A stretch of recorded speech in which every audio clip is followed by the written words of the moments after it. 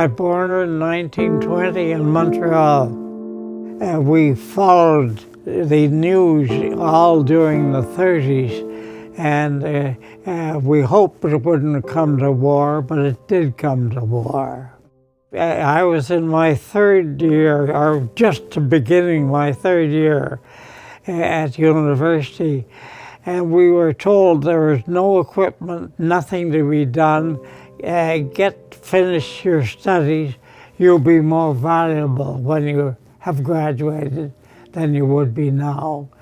So I carried on university for 2 more years, and then of course when I graduated in 1941, the great question was what to do. I looked for a post. It was difficult to find one. I finally joined the Victoria Rifles of Canada, an infantry regiment, and I served with them for a few months. And from there, I went to Brockville, to the Eastern Officers Training Corps, which was on active service. That's from January 42 on. 3 months intense and very strenuous training, and that's how I qualified then as a second lieutenant in the active force. I was posted overseas as a reinforcement officer.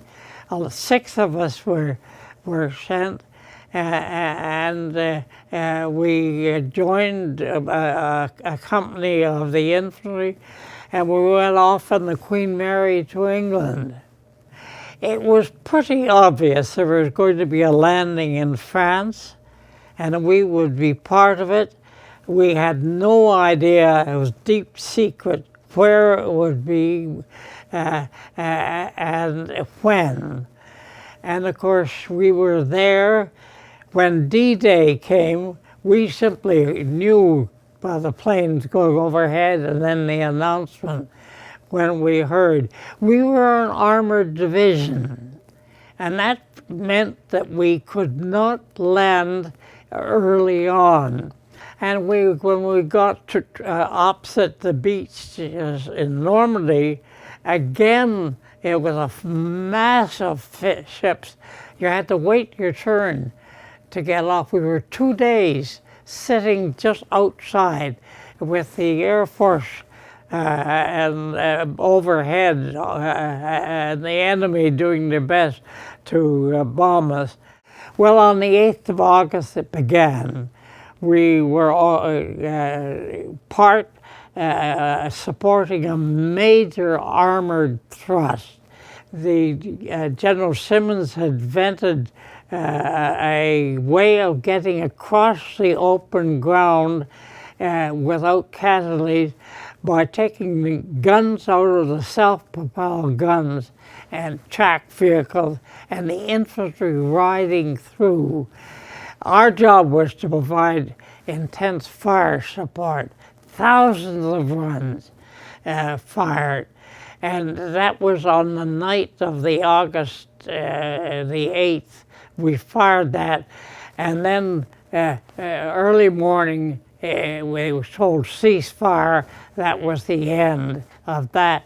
We moved out and moved to a concentration area because our job now was to move with the advancing troops, fire and movement, which meant that we advanced and we kept moving the guns forward, as far forward. When the infantry and the armor had moved on, we went on again. On our first position after south of Caen, there were some British engineers who offered to use a high explosive and help us to dig the gun pits, put the guns in. Of course, that threw great clouds of dust up, and the inevitable happened. The Germans rained mortar bombs on us. And we had a problem. We had several officers and others were wounded. I was lucky. I escaped. I was very lucky. I got hit with a bit of shrapnel once. My tank driver was killed by the same one, but I survived. It was a pretty hazardous kind of existence, but it was worthwhile.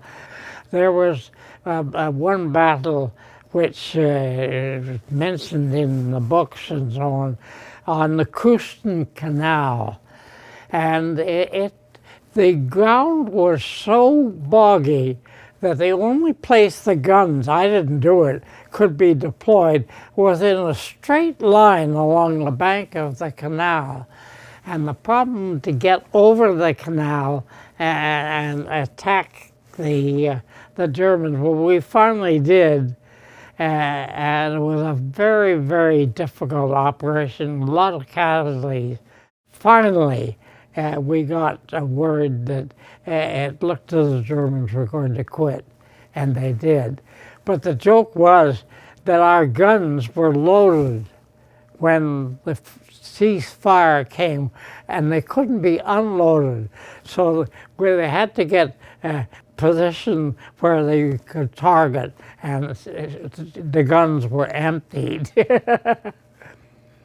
So that was the end.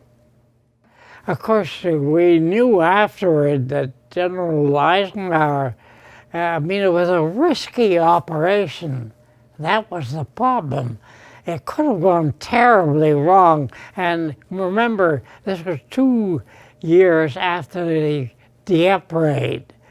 But Eisenhower had prepared a statement regretting the failure in case it was necessary, but it wasn't. It was brilliantly carried out.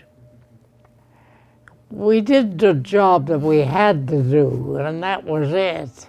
There's no thinking, I'm going to do something brave. We just had to do it. That was it. Well, I hope they won't forget. And what happened, we didn't talk about it when we got back after the war. It's only recently that we talked about what went on. And there's much more appreciation now than there was 30 years ago. When I go on Remembrance Day Parade, I'm usually the only Second World War veteran on parade. Well, I just hope they were remembering what was done and the sacrifice, and that's it.